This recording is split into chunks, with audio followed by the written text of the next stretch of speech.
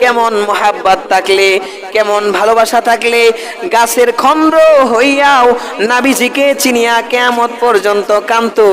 ভালোবাসার কোনো কমতি ছিল না, ভালোবাসা পরিপূর্ণই ছিল।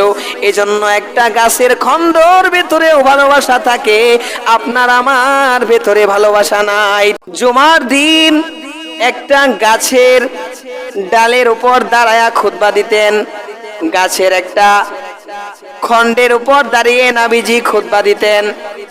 একবার রোম দেশ থেকে একজন লোক আয়েশা বলল, নবী হে, আমি আপনার জন্য এমন একটা মিম্বার বানিয়ে দিতে চাই, এমন একটা উঁচু জিনিস, উঁচু বস্তু বানিয়ে দিতে চাই, যার উপরে ওঠে আপনি খুতবা দিবেন। নবীজি আলাইহিস সালাম সম্মতি দিলেন। নবীজির অর্ডার পেয়ে রোমক ব্যক্তি আমার নবীজির জন্য একটা মিম্বরের ব্যবস্থা করে আনলেন। নবীজি মিম্বরে দাঁড়িয়ে খুতবা দিবেন, এই নিয়তে তিনি মিম্বরটাকে বানিয়ে আনলেন। বানিয়ে আনার পরে নবীজি যখন খুতবা দেওয়ার জন্য দাঁড়াইলেন, ওই গাছের খণ্ডটা সঙ্গে সঙ্গে হাউমাউ করে কান্না করতে আরম্ভ করলো। পড়েন না সুবহানাল্লাহ। নবী, এতদিন আপনি আমার উপর দাঁড়াইয়া খুতবা দিতেন, আজকে কেন আপনি আমাকে সাইরা আপনি অন্য একটা বস্তুর উপর দাঁড়াইয়া খুতবা দেন? নবীজি, আমার বড় কষ্ট হয়, আপনি বুঝি আমাকে ভালোবাসেন না। আমি তো আপনাকে বড় ভালোবাসি, এজন্য আপনার সঙ্গটা মুহূর্তের জন্য ত্যাগ করতে চাই না। কান্না থামাই না, মুসল্লিদের সামনে, সাহাবায়ে কেরামের সামনে কান্নাকাটি করতেছে, কান্না থামায় না। নবীজি মিম্বর থেকে নেমে গিয়ে তার সাথে আলিঙ্গন করলেন। আল্লাহু আকবার, জোরে পড়েন আল্লাহু আকবার। আলিঙ্গন করলেন, কোলাকুলি করলেন, গাছের খণ্ডটা কান্নাটা থামাইলেন। কান্না থামানোর পরে নবীজি বললেন, আমি যদি তার সাথে আলিঙ্গন না করতাম, আমি যদি তার সাথে কোলাকুলি না করতাম, কিয়ামত পর্যন্ত চলে যেত, ওই গাছের খণ্ডটা কিয়ামত অবধি কাঁদতো। পড়েন না সুবহানাল্লাহ। এরপরে আল্লাহ রাসূল বললেন, গাছের খণ্ডটাকে দাফন করে দাও। সাহাবায়ে কেরামগণ রাসূলের অনুমতি অনুযায়ী গাছের খণ্ডটাকে দাফন করে দিলেন।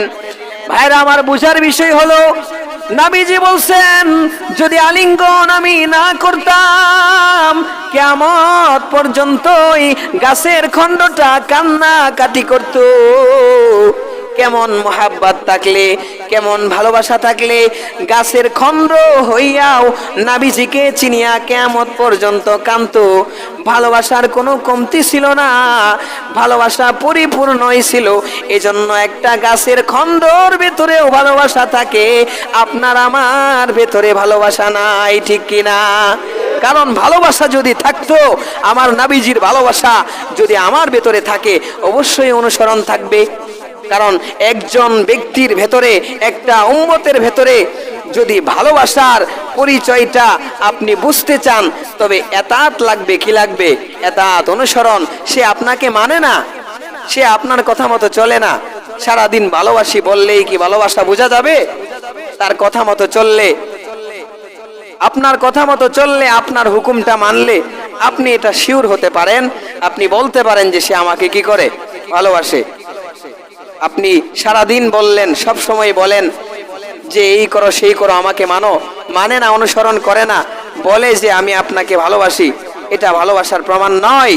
এজন্য রাসূল কারীম সাল্লাল্লাহু আলাইহি ওয়াসাল্লাম যে আমলগুলো আমাদেরকে দিয়ে গিয়েছেন, যা যা করতে বলেছেন, নামাজ, রোজা, হজ, যাকাত, সবগুলো আমরা রাসূলের সুন্নাহ অনুযায়ী মানবো তো ইনশাআল্লাহ?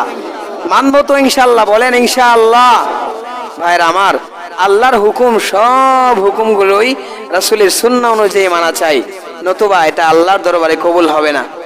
এজন্য রাসূলের এতাত যদি আমরা করি, স্বয়ং আল্লাহ তাআলা আমাদেরকে ভালোবাসতে আরম্ভ করবেন, ঠিক কিনা? এজন্য আমরা করব তো ইনশাআল্লাহ, রাসূলের সুন্নতের উপর আমল করব, রাসূলকে ভালোবাসবো ইনশাআল্লাহ। আল্লাহ পাক রব্বুল আলামিন সকলকে আমল করার তৌফিক দান করেন। পড়েন আমিন।